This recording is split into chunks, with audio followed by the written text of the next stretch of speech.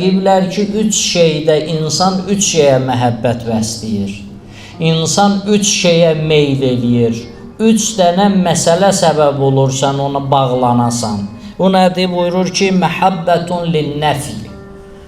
Birinci budur ki, sənin mənafeyvi olan bir şeydir, sən onu istəyirsən. Sən onu sevirsən, sən onu istəyirsən, xoşlayırsan, çünki mənafeyin var orada. İkinci buyurur ki, məhəbbətun lilləzdə. Ləzzət üzündən.